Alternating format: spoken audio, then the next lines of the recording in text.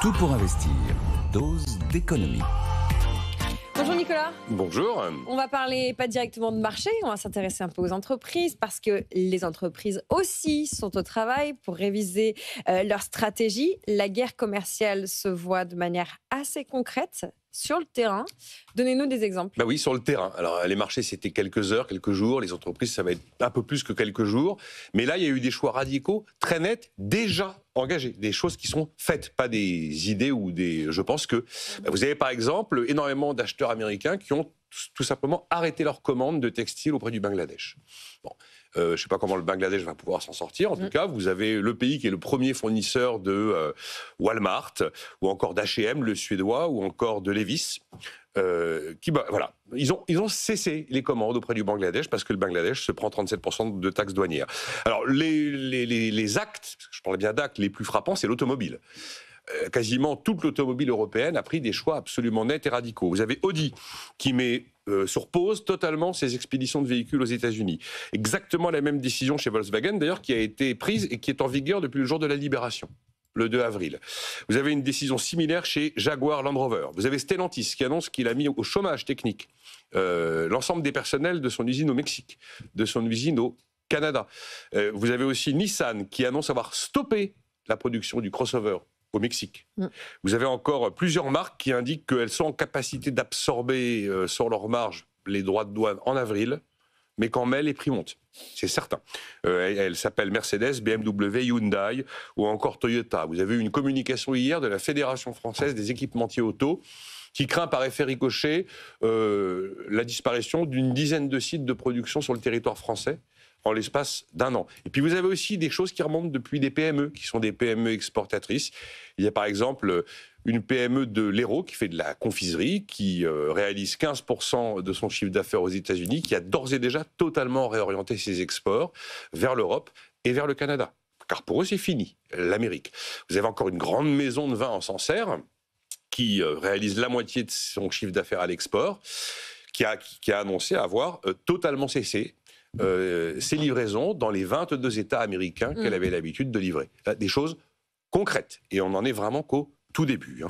Vous nous avez donné quelques exemples très micro, comme on dit en économie, qui concernent des entreprises, des entrepreneurs et plusieurs secteurs d'activité. Mais il y a aussi des effets très concrets, là aussi, au niveau macro. Alors, j'ai pris, je pourrais remonter sur une semaine, mais je prends hier. Hier, on apprend que l'Allemagne est en train de réfléchir très sérieusement à l'idée de rapatrier une partie de son stock d'or qui était à la fête de New York.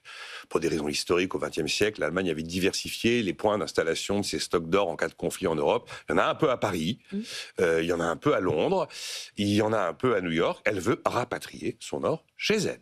Quand même pas une position très courante, surtout venant quand même du bloc de l'Ouest, on va dire désormais. Et puis vous avez quand même l'incroyable évolution du baril de pétrole. On doit être dans les $60. On a perdu 20% sur le baril de pétrole en une semaine. Enfin, c'est une évolution pour le Brent. On est à 60 sur le Brent et on est à 57 sur le WTI. Ouais. C'est quand même une évolution en une semaine pour la référence de mer du Nord qui est quand même assez peu courante. Voilà, donc les effets concrets sont là, sont visibles. Nicolas, il y a aussi des effets très concrets, je reprends cet adjectif, sur les grandes stars de la tech. Là, il y a deux stars de la tech qui font vraiment, qui retiennent un peu l'attention aux États-Unis. C'est ce qui se passe avec Apple. Apple vient de se faire dépasser par Microsoft, a perdu 750 milliards de valeurs boursières qui sont parties en fumée. L'action a perdu 23% en 4 jours. Elle perd 35% depuis son plus haut du mois de décembre. Qu'est-ce qui se passe ? 90% des iPhones sortent de Chine. 51% du chiffre d'affaires d'Apple vient de l'iPhone. Et le premier marché de l'iPhone, ce sont les États-Unis. Je ne vais pas vous refaire les perspectives, toutes choses égales par ailleurs, si on répercutait les 104%, qui, c'est vrai, ne se répercutent pas sur tout. La partie valeur ajoutée, la partie marketing n'entre pas dans la composition du prix soumis à taxe. Voilà. Mais vous avez le grand analyste américain de la tech, Daniel Ives, qui dit c'est bien joli, si vous voulez qu'on rapatrie la production Apple de Shenzhen vers les États-Unis, ça prend au bas mot 3 ans et ça coûtera dans les 30 milliards de dollars. C'est pas quelque chose qui se fait du jour au lendemain. Donc c'est pas du tout anodin. Et puis l'autre star de la tech, c'est Elon Musk. Alors Elon Musk, on a vu que depuis l'annonce des droits de douane, sa fortune a tout simplement produit 35 milliards de dollars.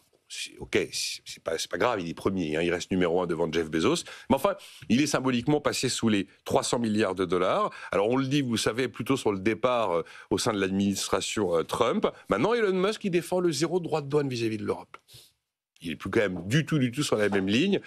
Et puis, l'élément qui a un peu fait déborder la coupe, c'est évidemment quand il a décidé de traiter de crétin Peter Navarro.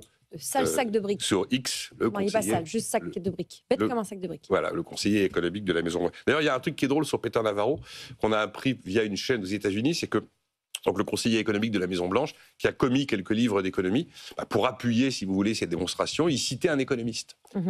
Il citait un économiste, sauf que c'est un économiste qui n'existe pas.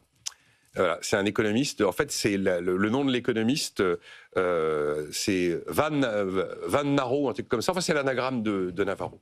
D'accord, il s'autocite. Voilà. Il crée un économiste fictif en faisant un anagramme de son nom pour appuyer ses démonstrations. C'est sympa.